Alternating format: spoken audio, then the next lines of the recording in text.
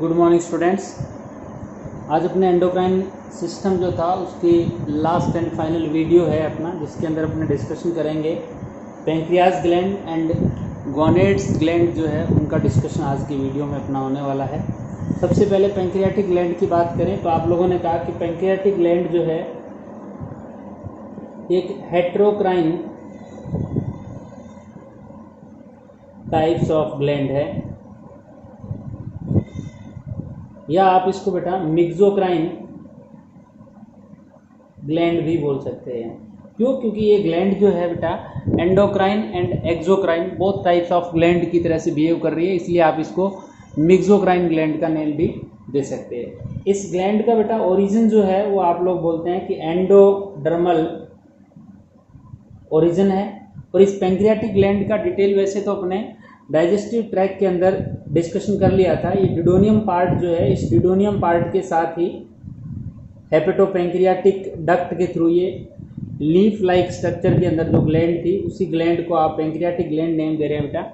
इस pancreatic gland में मैंने कहा था कि अप्रोक्स 99% पार्ट जो है वो तो होता है इसका एक्सोक्राइन पार्ट, जिसको आप लोगों ने डाइजेस्टिव ट्रैक के अंदर डिस्कशन किया था कि there are some cells in exocrine part and these cells are known as acini cells और we can say acinars sales. In sales को आप क्या नेम दे रहे थे बेटा? एसिनी सेल्स। और इन्हीं एसिनी सेल्स में बेटा आप लोगों को कुछ स्पेसिफिक टाइप ऑफ ग्रेन्यूल्स मिल रहे थे और इन्हीं ग्रेन्यूल्स को आप लोग नेम दे रहे थे जाइमोजन ग्रेन्यूल। और ये जाइमोजन ग्रेन्यूल्स से बेटा इन्हीं से आप लोगों ने कहा था कि पैंक्रियाटिक जूस जो है उसका सिक्रीशन हो रहा था, पैंक्रियाटिक जूस का, और जिसमें आप लोगों के different types of digestive enzymes जो थे प्रेजेंट थे। इन डाइजेस्टिव एंजाइम्स का डिटेल आप लोगों ने डाइजेस्टिव सिस्टम के अंदर बेटा पूरा कर लिया था। ये जो पार्ट है एसिनी वाला वो आप कह रहे हैं कि इस पैंक्रियाटिक ग्लैंड का अप्रोक्स 99% पार्ट है, बट फिर भी आप लोगों ने कहा कि 1% पार्ट जो है इस पैंक्रियाटिक ग्लैंड का, उस 1% पार्ट के अंदर आप लोगों को डिफरेंट टाइप्स ऑफ सेल्स मिलती है। इन सेल्स की नंबर जो है जनरली 1 to 2 मिलियंस हो सकती है। और ये जो सेल्स होती है इन सेल्स को ही आप लोग, इन सेल्स के ग्रुप को ही आप लोग नेम देते हैं बेटा islets of Langerhans. Islets of Langerhans. और इन्हीं आइसलेट्स ऑफ लैंगरहैंस जो है इनसे बेटा आप लोगों को जो इस पैंक्रियाटिक ग्लैंड के हॉर्मोन्स जो है उनका सिक्रीशन होता है। तो आप लोग इस पैंक्रियाटिक ग्लैंड में पर्टिकुलर बात करें कि आइसलेट्स ऑफ लैंगरहैंस वाला पोर्शन जो है, जो अप्रोक्स टोटल ग्लैंड का 1% पार्ट है, इस 1% पार्ट को तो आप बोलते हैं एंडोक्राइन पार्ट, और remaining 99% part which have acini cells and zymogen granules, this acini cells and zymogen granule part of pancreatic gland is known as exocrine. So we can say this gland have both endocrine and exocrine part, so it is known as myxocrine or heterocrine type of gland। बेटा इन islets of Langerhans की बात करें तो इन islets of Langerhans के अंदर आप लोगों को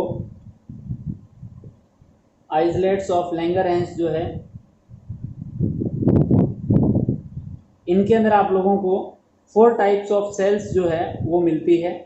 और इन 4 टाइप ऑफ सेल्स में एक सेल मिलती है जिनको बोलते हैं अल्फा सेल्स, सेकंड जो मिलती है उसको बोलते हैं बीटा सेल्स, और थर्ड जो मिलती है उसको डेल्टा सेल्स या फिर आप गामा सेल्स भी बोल सकते हैं, और थर्ड मिलती है एफ सेल्स या फिर पीपी सेल्स भी आप लोग इनको नेम दे सकते हैं। तो ये 4 टाइप्स ऑफ जो सेल्स मिल रही है आप लोगों को पैंक्रियाटिक ग्लैंड में, इस 4 टाइप ऑफ सेल्स में से आप लोगों ने सबसे पहले डिस्कशन इसमें करने वाले हैं अपने कि जो अल्फा सेल्स है, इन अल्फा सेल्स से एक हार्मोन सीक्रेट होता है बेटा जिसका नेम है ग्लूकेगोन हार्मोन। और ये जो सेल्स है वो approx total islets of Langerhans की 25% पार्ट को कवर करती है। बीटा सेल्स जो है वो अप्रोक्स 60 to 65% पार्ट को कवर करती है, और इनसे एक हार्मोन सीक्रेट होता है बेटा जिसका नेम है इंसुलिन हार्मोन। और डेल्टा सेल जो है वो अप्रोक्स 10% पार्ट है बेटा, और इनसे जो हार्मोन सीक्रेट होता है उसका नेम है सोमेटोस्टेटिन। और ये जो सोमेटोस्टेटिन हार्मोन है बेटा, ये क्या करता है, आपके पैंक्रियाटिक ग्लैंड की जो एक्टिविटीज है उनको कंट्रोल, मींस ये जो ग्लूकेगोन एंड इंसुलिन हार्मोन जो है उन दोनों हार्मोन्स की एक्टिविटीज को कंट्रोल करने का काम कर रही है। और ये जो last and final F cell और वीकिन से पीपी सेल्स जो है, इन पीपी सेल से एक पर्टिकुलर हार्मोन सीक्रेट होता है जिसको बोलते हैं पैंक्रियाटिक पॉलीपेप्टाइड हार्मोन। क्या बोलते हैं बेटा? Pancreatic polypeptide hormone. और इसी बेस पे इसको हम पीपी ग्लैंड्स बोलते हैं। ये पैंक्रियाटिक पॉलीपेप्टाइड हार्मोन जो बेटा है, इस पैंक्रियाटिक पॉलीपेप्टाइड हार्मोन का अभी तक कोई पर्टिकुलर फंक्शन आइडेंटिफाई नहीं हुआ, बट फिर भी आप कह सकते हो कि ये जो हार्मोन है ज़्यादातर क्या करता है, इंटेस्टाइनल पार्ट से फूड को रीएब्जॉर्व करवाने में हेल्पफुल होता है। एक बार बेटा आप लोग इसका स्क्रीनशॉट लें, फिर अपने डिस्कशन करेंगे कि अल्फा सेल जिससे ग्लूकेगोन हार्मोन रिलीज होता है, बीटा सेल जिससे इंसुलिन सीक्रेट होता है, तो इन हार्मोन्स का आपकी बॉडी पे साइड इफेक्ट क्या है और कौन सी एक्टिविटीज़ कोई हार्मोन्स जो है वो कंट्रोल करते हैं। एक बार आप बेटा इसका स्क्रीनशॉट लें। बेटा पैंक्रियाटिक ग्लैंड के जो हार्मोन्स है मेनली देखा जाए तो आप लोग बात करेंगे कि sir alpha cells and beta cell जो है उन दोनों से जो सीक्रेट होने वाले हार्मोन है वही ज़्यादा इंपॉर्टेंट है। आपने सबसे पहले अपने डिस्कशन करने वाले हैं इंसुलिन का। बेटा ये जो इंसुलिन हार्मोन है वो पैंक्रियाटिक ग्लैंड की बीटा सेल से सीक्रेट होता है। किससे सीक्रेट होता है? बीटा सेल से सीक्रेट होने वाला हार्मोन है। दूसरा पॉइंट कि ये जो आपका इंसुलिन हार्मोन है, लास्ट ईयर नीट के पेपर में पूछा गया था कि इस इंसुलिन हार्मोन के अंदर कितनी पॉलीपेप्टाइड होती है, तो देयर आर 2 पॉलीपेप्टाइड चेन्स। और इन 2 पॉलीपेप्टाइड चेन्स में से बेटा 1 होती है आपका अल्फा चेन एंड सेकंड जो है वो आपकी होती है बीटा चेन। इस बीटा चेन में ये कह रहा है कि अप्रोक्स 30 अमीनो एसिड्स अपने को मिलते हैं और अल्फा चेन के अंदर अपने को 21 अमीनो एसिड जो है वो मिलते हैं। ओवरऑल यदि बात करें आप इस इंसुलिन की तो आप लोगों को 51 अमीनो एसिड्स इसके अंदर मिलेंगे। लास्ट ईयर जो नीट का पेपर था बेटा, वो हालांकि मैं इस इंसुलिन वाले टॉपिक में डिस्कशन कर लेता हूँ इसको, बट ऐसा था नहीं क्वेश्चन, वो इजी क्वेश्चन था। उसने क्या पूछा था, वो आप लोग अभी 12th क्लास में जैसे ही आप एंट्री करोगे तो आप लोग एक चैप्टर स्टडी करोगे बायोटेक का। बायोटेक के अंदर आप लोग देखते हैं कि एक अमेरिका की कंपनी है बेटा इली लिली, और उस इली लिली कंपनी ने क्या किया था, आर्टिफिशियली इंसुलिन सिंथेसिस का काम किया। और ई कोलाई की हेल्प से, ई कोलाई जो बैक्टीरिया है इसेरिशिया कोलाई को मॉडिफाइड करके उससे इंसुलिन ऑब्टेन करने का प्रोसेस स्टार्ट किया। और इससे जो इंसुलिन प्राप्त ऑब्टेन होता है बेटा, वो इंसुलिन होता है इनएक्टिव। और वो इनएक्टिव क्यों होता है, और या इसको आप बोल सकते हैं प्रो इंसुलिन। बेटा इसके अंदर 3 चेन्स होती है, ए बी एंड सी। तो एक्चुअल में उसका जो क्वेश्चन था कि जो एक्टिव इंसुलिन होती है उसमें कितनी चेन होती है, तो अपने को ये तो कंफर्म है, इसी चैप्टर से ही अपने को पता लग रहा है कि there are 2 chains alpha and beta. तो इसके अंदर जो प्रो इंसुलिन होता है उसमें 3 चेन्स होती है, इस टाइप से अटैच होती है ईच अदर से, और अटैच होने की वजह से ये इनएक्टिव होता है, यानी 3 चेन होने की वजह से इनएक्टिव होता है। बट जैसे आप इस सी पॉलीपेप्टाइड को रिमूव कर देते हैं, सी पॉलीपेप्टाइड को रिमूव करते हैं, थर्ड वाली चेन को रिमूव करते हैं, तो ये एक्टिव इंसुलिन के अंदर कन्वर्ट हो जाता है। तो देखा जाए तो इंसुलिन में चेन्स कितनी हुई बेटा, 2 चेन्स हुई। ये क्वेश्चन लास्ट ईयर नीट का जो पेपर था उसके अंदर पूछा गया था। तो थोड़ा सा ध्यान दें कि भाई अपने को यदि इंसुलिन का डिटेल पूछेगा तो कौन सी सेल से सीक्रेट होता है, इसमें पॉलीपेप्टाइड कितनी होती है, और ज़्यादा से ज़्यादा ये पूछ सकता है अपने से कि इसके अंदर नंबर ऑफ अमाइनो एसिड्स जो है वो कितने होते हैं। ये कह रहा है कि फर्स्ट ऑफ ऑल इस हार्मोन को प्रिपेयर करने का काम जो है बेंटिंग एंड बेस्ट जो साइंटिस्ट थे उन्होंने किया था बेटा। उसके बाद यदि थोड़ा सा आगे चलें कि इस हार्मोन के फंक्शन क्या है, तो मैं यहाँ फंक्शन लिख रहा हूँ इस इंसुलिन हार्मोन के। जनरली क्या करता है कि जैसे मान लें कि ये आपकी बॉडी की सेल्स है और ये आपका इस सेल के पास में से ब्लड पास आउट हो रहा है, ये ब्लड वेसल्स है बेटा जिसके अंदर ब्लड फिलअप है। तो जनरली ये इंसुलिन हार्मोन क्या करेगा, इस ब्लड ग्लूकोज को ब्लड ग्लूकोज को, ग्लूकोजेनेसिस की प्रोसेस को, ब्लड ग्लूकोज को ग्लाइकोनियोजेनेसिस प्रोसेस जो है, ग्लाइकोनियोजेनेसिस की प्रोसेस, या फिर आप ग्लूकोनियोजेनेसिस प्रोसेस जो है, ग्लूकोनियोजेनेसिस प्रोसेस जो है, उस प्रोसेस के थ्रू जनरली क्या करता है, इस ब्लड ग्लूकोज लेवल को डिक्रीज करवाता है, मींस नॉर्मल रखने का काम करता है, या इसको डिक्रीज करवाएगा। यानी ब्लड लेवल को, ब्लड शुगर को इंक्रीज नहीं होने देगा, ब्लड ग्लूकोज को इंक्रीज नहीं होने देगा। ये इस इंसुलिन का मेन फंक्शन है। अब सीधा सा यदि आप इसकी डेफिशिएंसी के या इसके हाइपर सिक्रीशन का सिम्टम्स देखें, यदि इंसुलिन डिक्रीज होगा तो आप बोलोगे सर अपने ब्लड के अंदर क्या हो जाएगा, ग्लूकोज लेवल इंक्रीज हो जाएगा।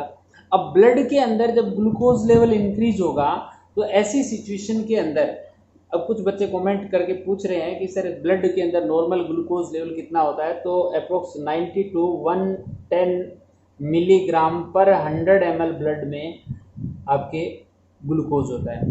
अब मान लें कि भाई जब इंसुलिन की अमाउंट डिक्रीज होगी तो ये जो ब्लड शुगर है वो क्या हो जाएगी, बढ़कर कितनी हो जाएगी बेटा, 150, 140, 180, 190 हो सकती है।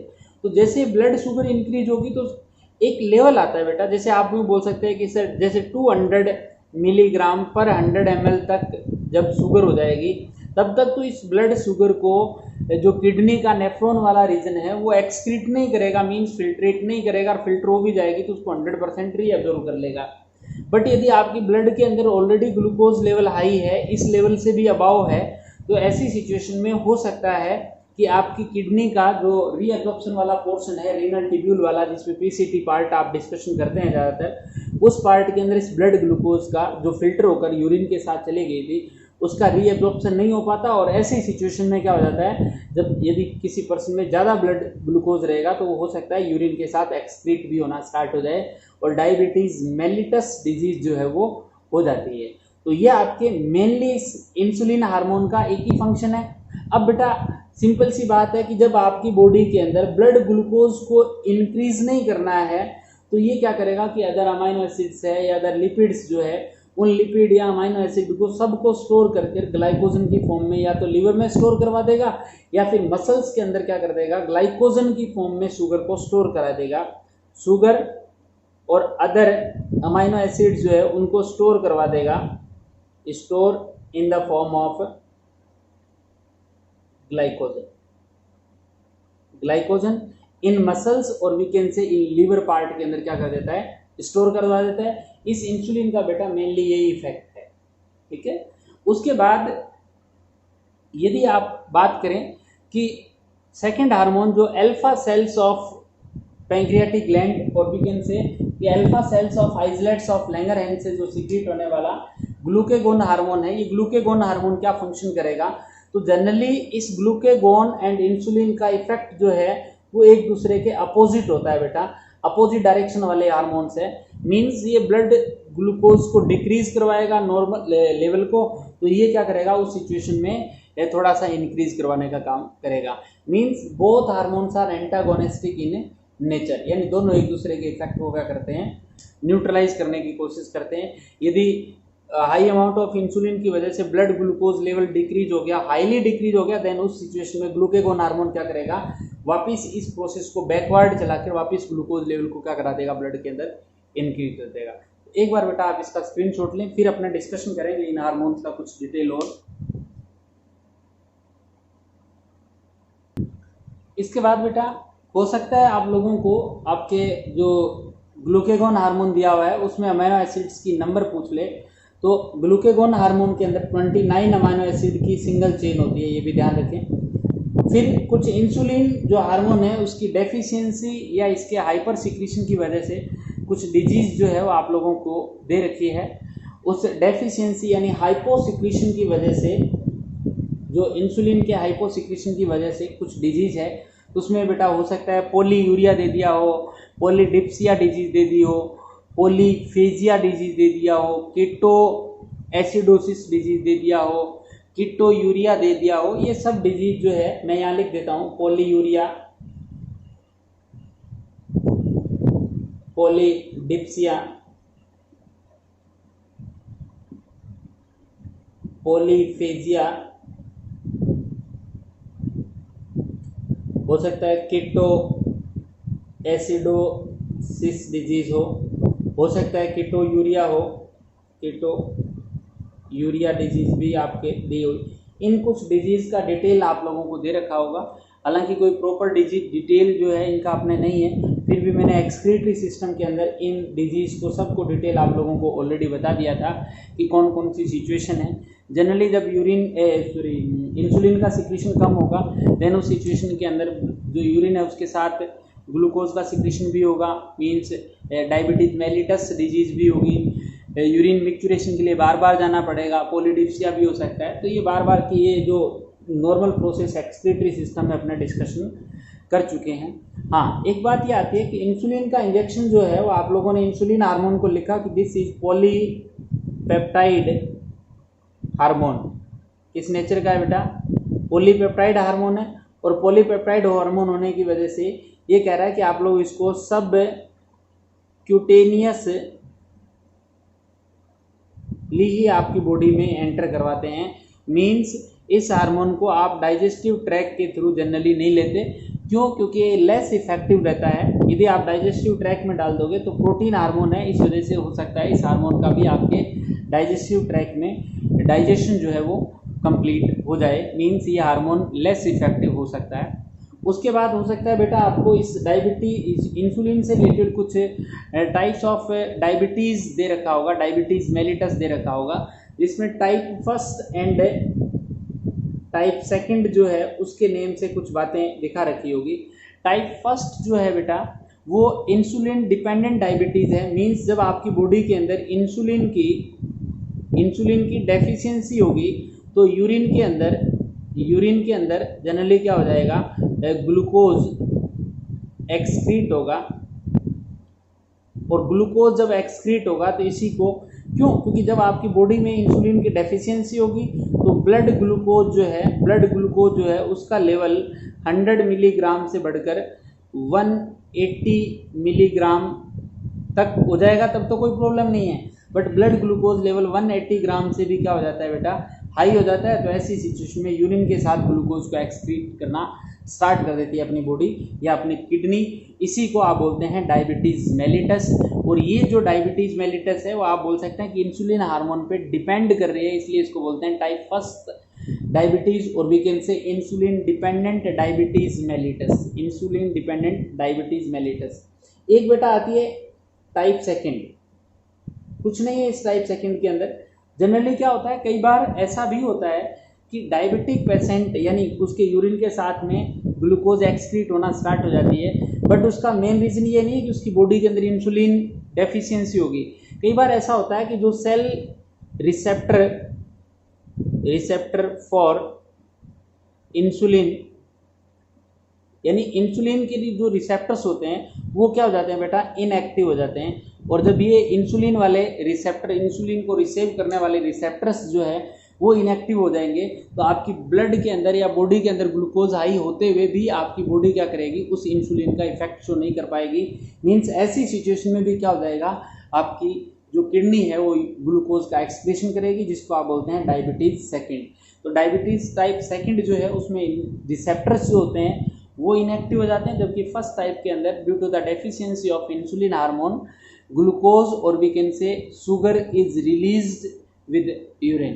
तो ये आपके डायबिटीज जो, या फिर आप ये बोल सकते हैं कि पैंक्रियाटिक ग्लैंड का डिटेल बेटा अपना पूरा हुआ। सोमेटोस्टेटिन हार्मोन क्या करता है, बोथ जो सेल्स है means glucagon and insulin hormone जो है उनके ऊपर कंट्रोल करने का काम कर रहा है। तो आप इसका स्क्रीनशॉट लें बेटा। इसके बाद इस चैप्टर में अपने लास्ट एंड फाइनल कुछ ग्लैंड्स और दे रखी है जिनको आप कलेक्टिवली नेम दे सकते हैं गोनेड्स ग्लैंड। बेटा इन गोनेड्स जो होते हैं वो आप भी बोल सकते हैं कि प्राइमरी रिप्रोडक्टिव ऑर्गन्स होते हैं। और ये जो प्राइमरी रिप्रोडक्टिव ऑर्गन्स है वो अपने डायरेक्टली यहाँ डिवाइड कर लेते हैं बेटा। मेल की जो बॉडी है उस मेल के अंदर प्राइमरी रिप्रोडक्टिव ऑर्गन होते हैं, वो होते हैं बेटा टेस्टिस, और जो फीमेल है उस फीमेल के अंदर प्राइमरी रिप्रोडक्टिव ऑर्गन्स जो है वो होते हैं बेटा ओवरीज। बेटा इस टेस्टिस एंड ओवरीज से भी कुछ हार्मोन्स जो है वो रिलीज होते हैं, इस वजह से आप ये कह सकते हैं कि both gonad testis and ovaries behave as gonads और we can say behave as glands. अब बेटा टेस्टिस की बात अपने, हालांकि मैंने जब डिस्कशन किया था LH एंड FSH का उस टाइम भी आप लोगों को बताया था, फिर भी मेरी ड्यूटी है कि मैं आपको एक बार फिर से आप बता दूं। जब आप TS सेक्शन ऑफ टेस्टिस लेते हैं, टेस्टिस का TS सेक्शन लेते हैं, तो आप लोगों को बेटा इसके अंदर डिफरेंट टाइप्स ऑफ ट्यूब्यूल्स मिलती है और ये जो ट्यूब्यूल्स होती है इन्हीं ट्यूब्यूल्स को जनरली आप लोग बेटा नेम देते हैं सेमिनिफेरस ट्यूब्यूल्स। बेटा इन सेमिनिफेरस ट्यूब्यूल्स की जो लाइनिंग होती है उन लाइनिंग में आप लोगों को 2 टाइप्स ऑफ सेल्स जो है वो जनरली देखने को मिलती है। ये जो रेड कलर से मैं स्ट्रक्चर ड्रॉ कर रहा हूँ, ये रेड कलर वाली जो सेल्स है थोड़ी सी एनलार्ज साइज की सेल आप लोगों को दिख रही होगी। इसके अलावा ये ब्लैक कलर की मैं डॉटेड सेल जो ड्रॉ कर रहा हूँ ये है। इन डॉटेड सेल्स को बेटा आप लोग नेम देते हैं जर्मिनल एपिथेलियम। और ये जर्मिनल एपिथेलियम बेटा है, ये क्या करती है, पहले तो मिटोसिस करेगी और मिटोसिस के बाद में नंबर ऑफ सेल्स को क्या कर लेगी बेटा, इंक्रीज कर लेगी। और उसके बाद यही जो मिटोसिस जो करके नंबर ऑफ सेल्स इंक्रीज हुई थी उन सेल्स ने मियोसिस डिवीजन किया और मियोसिस डिवीजन करके हैप्लॉइड, क्योंकि जितनी भी अपनी बॉडी की सेल्स होती है बेटा 2n टाइप की होती है और जब मिटोसिस करेगी तो ये 2n सेल्स ही बनेगी। बट जब मियोसिस करेगी तो haploid means n type of cells मिलती है। इन हैप्लॉइड सेल्स को जनरली आप लोग नेम देते हैं स्पर्म या फिर आप इनको बोल सकते हैं मेल गैमीट। तो आप ये कह सकते हैं कि जो टेस्टिस के अंदर सेमिनिफेरस ट्यूब्यूल्स होती है, इन सेमिनिफेरस ट्यूब्यूल्स की जो जर्मिनल एपिथेलियम है वो by mitosis and meiosis division form haploid cells और वी कैन से स्पर्म और मेल गैमीट। बेटा ये वर्क क्यों करती है, ऐसा काम करेगी, किसके अंडर कंट्रोल वर्क करेगी, क्योंकि आपको पता है कि आपकी बॉडी के अंदर जो पिट्यूटरी ग्लैंड है उस पिट्यूटरी ग्लैंड से एक हार्मोन सीक्रेट होता है FSH हार्मोन। उस FSH हार्मोन के इफेक्ट से ही ये वर्क करती है। तो आप बोल सकते हैं कि FSH हार्मोन की वजह से मेल की बॉडी के अंदर पर्टिकुलर गैमीट फॉर्मेशन और वी कैन से इस प्रोसेस को आप नेम देते हैं स्पर्मेटोजेनेसिस।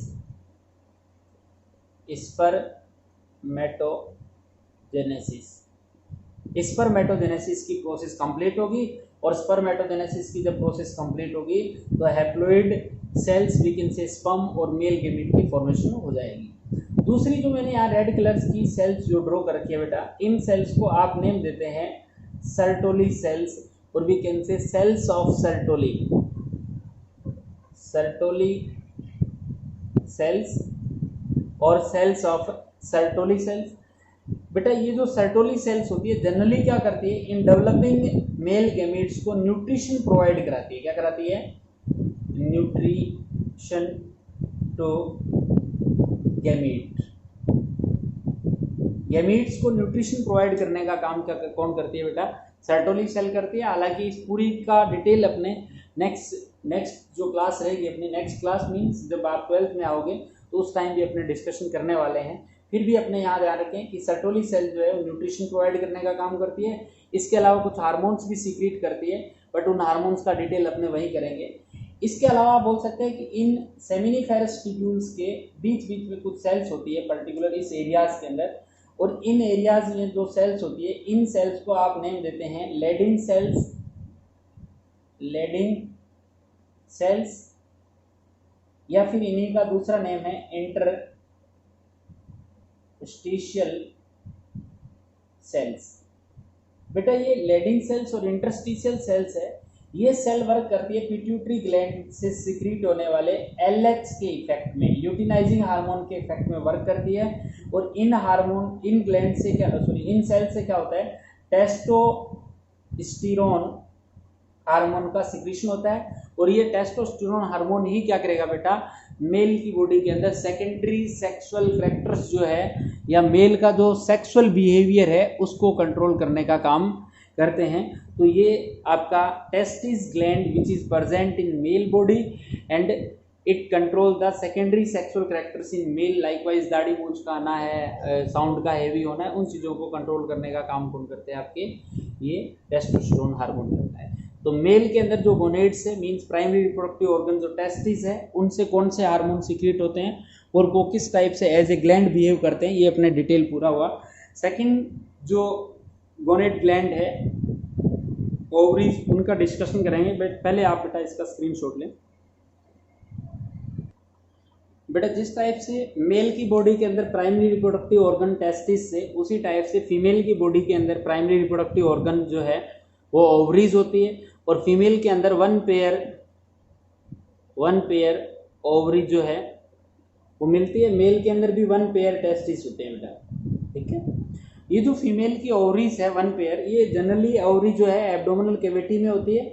और इन ओवरीज की यदि बात करें आप लोग, स्ट्रक्चरली बात करें आप लोग, तो इस टाइप से ओवरीज जो है, इन ओवरीज के अंदर जनरली 3 लेयर्स होती है, जिसमें से मिडल लेयर जो होती है, मिडल लाइनिंग जो होती है, बाउंड्री जो होती है, उस मिडल बाउंड्री को आप लोग नेम देते हैं जर्मिनल एपिथेलियम। जिस टाइप से आपने कहा सेमिनिफेरस ट्यूब्यूल्स जो थी, उन सेमिनिफेरस ट्यूब्यूल्स की लाइनिंग को आप लोगों ने germinal epithelium and Sertoli cells में डिवाइड किया था, उसी टाइप से आप बोल सकते हैं कि इस टेस्ट जो ओवरीज है, उन ओवरीज के अंदर भी जो लाइनिंग है वो कौन सी है बेटा, जर्मिनल एपिथेलियम है। बेटा ये germinal epithelium same to same testis की तरह इस जर्मिनल एपिथेलियम की सेल्स पहले मिटोसिस करेगी और मिटोसिस डिवीजन के जस्ट बाद में इससे खूब सारी सेल्स मिलती है, खूब सारी सेल्स जो है उनका प्रोडक्शन होता है।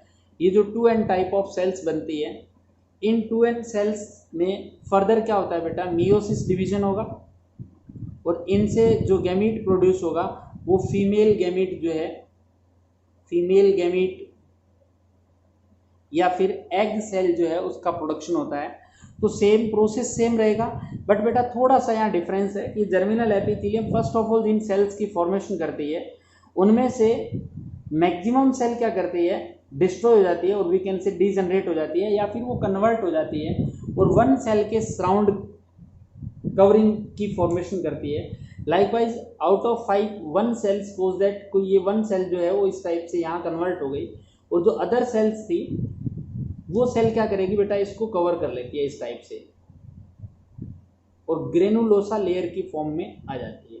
तो ये जो स्ट्रक्चर बनती है बेटा, इस स्ट्रक्चर को आप नेम देते हैं फॉलिकल। क्या नेम दे रहे हैं, फॉलिकल नेम दे रहे हैं। ये जो फॉलिकल है वो धीरे धीरे डेवलप होता है। ये फर्स्ट फॉलिकल बनता है, इसको बोलते हैं प्राइमरी फॉलिकल। उसके बाद थोड़ा सा डेवलपमेंट और होता है बेटा, इस डेवलपमेंट में ये जो आउटर बाउंड्री है उन बाउंड्रीज की नंबर जो है, थिकनेस जो बढ़ जाती है, ये बन जाता है बेटा आपका सेकेंडरी फॉलिकल। और इस सेकेंडरी फॉलिकल के बाद में मैंने आप लोगों को पहले भी बताया था कि इस टाइप से इसके अंदर टर्सरी फॉलिकल की फॉर्मेशन होती है, इसके अंदर लेयर्स जो है उनकी नंबर बढ़ जाती है और ये बनता है टर्सरी फॉलिकल। इस टर्सरी फॉलिकल के बाद में जो फॉलिकल बनता है बेटा, मैच्योर फॉलिकल बनता है और ये मैच्योर फॉलिकल जो है, इस फॉलिकल को ही आप लोग जनरली नेम देते हैं ग्रेफियन फॉलिकल या ग्रेफियन फॉलिकल या फिर मैच्योर फॉलिकल। ये जो फॉलिकल का डेवलपमेंट हुआ, जर्मिनल एपिथेलियम की जो सेल्स थी उन्होंने मिटोसिस डिवीजन किया और मिटोसिस डिवीजन करने के बाद में बेटा इसने इस टाइप से फॉलिकल्स का डेवलपमेंट किया। ये जो फॉलिकल का डेवलपमेंट है, we can say development of follicle जो है, ये भी आपके पिट्यूटरी ग्लैंड के एफएसएच के कंट्रोल में होता है और इसी वजह से पिट्यूटरी ग्लैंड के इस हार्मोन को आप लोग नेम देते हैं फॉलिकुलर स्टिमुलेटिंग हार्मोन। मीन्स जिस टाइप से ये एफएसएच हार्मोन टेस्टिस के अंदर मेल गैमीट का प्रोडक्शन करवा रहा था, सेम टू सेम वे के अंदर ओवरीज के अंदर ये फीमेल गैमीट का प्रोडक्शन करने का काम करवा रहा है। उसके बाद यदि थोड़ा सा अपने आगे डिस्कशन करें कि ये जो ग्रेफियन फॉलिकल था, ये मैच्योर फॉलिकल जो है वो क्या होता है, इसी टाइम पिट्यूटरी ग्लैंड से एक हार्मोन रिलीज होता है जिसका नेम है ल्यूटिनाइजिंग हार्मोन। इस ल्यूटिनाइजिंग हार्मोन की हाई अमाउंट की वजह से ये ग्रेफिन फॉलिकल बेटा रप्चर हो जाता है, और इस ग्रेफिन फॉलिकल के इनसाइड जो स्ट्रक्चर है, इस इनसाइड स्ट्रक्चर को आप नेम देते हैं सेकेंडरी oocyte। क्या नेम देते हैं, सेकेंडरी oocyte। ये सेकेंडरी oocyte तो बाहर रिलीज हो गया, बट जो remaining part of Graafian follicle है, इस remaining part of Graafian follicle जो ओवरी के अंदर बचा हुआ है, इसके अंदर एक केमिकल फिलअप हो जाता है। उस केमिकल का नेम है ल्यूटीन। ल्यूटीन सब्सटेंस जो है उसमें फिलअप हो जाता है, ल्यूटीन। और इसी वजह से इस स्ट्रक्चर को आप लोग, कंप्लीट स्ट्रक्चर को नेम देते हैं कार्पस ल्यूटियम। क्या नेम देते हैं बेटा, कॉर्पस ल्यूटियम। और ये जो कार्पस ल्यूटियम है, इससे बेटा एक हार्मोन सीक्रेट होता है प्रोजेस्टेरोन, और एक हार्मोन सीक्रेट होता है एस्ट्रोजन। कौन सा हार्मोन, प्रोजेस्टेरोन एंड एस्ट्रोजन। तो आप ये कह सकते हैं कि फीमेल की बॉडी के अंदर जो primary reproductive organ means ovary जो है, उनके अंदर एक टेम्परेरी स्ट्रक्चर मिलती है जिसका नेम है कार्पस ल्यूटियम। और ये कार्पस ल्यूटियम जो है उससे प्रोजेस्टेरोन एंड एस्ट्रोजन का सिक्रीशन होता है, और ये प्रोजेस्टेरोन एंड एस्ट्रोजन हार्मोन ही क्या करते हैं, फीमेल की बॉडी के अंदर सेकेंडरी सेक्सुअल कैरेक्टर्स को कंट्रोल करने का काम कर रहे हैं। हालांकि इस ओवरी का डिटेल भी अपने जो 12th क्लास है उसके अंदर रिप्रोडक्टिव सिस्टम वाला चैप्टर है, ह्यूमन रिप्रोडक्शन वाला, उसमें डिस्कशन करेंगे, वापस ये डायग्राम रीड्रॉ करेंगे, और फॉलिकल्स का डेवलपमेंट कौन कौन सी लेयर्स होती है इनका भी डिटेल अपने करने वाले हैं। बट इस पॉइंट में जहाँ ग्लैंड दे रखी है उसके पॉइंट से अपने इतना ही सफिशिएंट है। तो बेटा आप इसका भी एक बार स्क्रीनशॉट लें, फिर अपने डिस्कशन करेंगे कि इनके अलावा भी क्या अपनी बॉडी के अंदर कुछ ग्लैंड्स होती है जो एज एंडोक्राइन ग्लैंड बिहेव करती है, और फिर अपने इस चैप्टर को आज यहीं समाप्त करेंगे। बेटा अभी तक अपने जिन एंडोक्राइन ग्लैंड्स का डिटेल स्टडी किया, उनके अलावा ये कह रहा है कि आपकी बॉडी में कुछ ऐसी एंडोक्राइन ग्लैंड्स भी है जो ज़्यादा फेमस नहीं है बट फिर भी कहीं ना कहीं काम आ रही है। जैसे ये बेटा बात कर रहा है एक हार्ट की। हार्ट जो है, इस हार्ट के अंदर आप लोगों ने कहीं किडनी वाले पोर्शन के अंदर स्टडी किया था कि बेटा एक एट्रियल नेट्रियूरेटिक फैक्टर था, ANF था। और ये ANF क्या कर रहा था, ये आपके ब्लड प्रेशर को डिक्रीज करने के बाद में, ब्लड प्रेशर को डिक्रीज करने का काम कर रहा था। जब ब्लड प्रेशर इंक्रीज हो जाता था और आपके जो यूरिन फॉर्मेशन की प्रोसेस थी, या जो किडनी के अंदर अल्ट्रा फिल्ट्रेशन की प्रोसेस थी, उसको कंट्रोल करने का काम कर रहा था। इसी टाइप से उसी एक्सक्रीटरी सिस्टम के अंदर आपने कहा था कि जो हमारी किडनी है, उस किडनी के अंदर भी जक्स्टा ग्लोमेरुलर अपरेटस था। जक्स्टा ग्लोमेरुलर अपरेटस जो था, उस जक्स्टा ग्लोमेरुलर अपरेटस से भी एक हार्मोन सीक्रेट हो रहा था जिसको आप लोगों ने नेम दिया था इरिथ्रोपोइटिन हार्मोन। कौन सा नेम बेटा, इरिथ्रोपोइटिन हार्मोन नेम दिया था। और ये जो इरिथ्रोपोइटिन हार्मोन था, ये भी जनरली क्या कर रहा था, आरबीसी फॉर्मेशन को प्रमोट कर रहा था, आप लोगों को याद आ रहा होगा। इसके अलावा ये कह रहा है कि गैस्ट्रो इंटेस्टाइनल ट्रैक्ट जो है अपना, मीन्स डाइजेस्टिव सिस्टम जो है, उस डाइजेस्टिव सिस्टम से भी डिफरेंट टाइप्स ऑफ, जैसे इंटेस्टाइनल ट्रैक्ट जो है पर्टिकुलर, उससे गैस्ट्रिन हार्मोन का सिक्रेशन हो रहा है, या सिक्रेटिन है, गैस्ट्रिन हार्मोन है, या सिक्रेटिन है, सिक्रेटिन हार्मोन है, या कोलिसिस्टोकाइनिन हार्मोन है, CCK जो है, या गैस्ट्रिक इनहिबिटरी पेप्टाइड हार्मोन है, GIP है। इन हार्मोन्स का सिक्रेशन आपकी गैस्ट्रिक ग्लैंड से सिक्रेट होते हैं। मींस आपके वही डाइजेस्टिव ट्रैक्ट की जो लाइनिंग है उसमें सिंगल, यूनि और मल्टी सेलुलर स्ट्रक्चर्स होती है जिनसे इन हार्मोन्स का सिक्रेशन होता है, और ये आपके उसी पर्टिकुलर ऑर्गन की जो एक्टिविटीज़ होती है उनको कंट्रोल करने का काम करती है।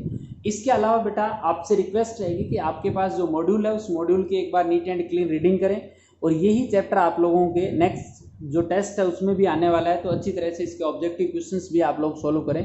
तो आज की क्लास के लिए इतना ही। कोशिश मेरी रहेगी कि आज शाम को ही अपने जो नेक्स्ट चैप्टर है न्यूरल कंट्रोल एंड कोऑर्डिनेशन उसको स्टार्ट करेंगे। तो थैंक यू आज के लिए।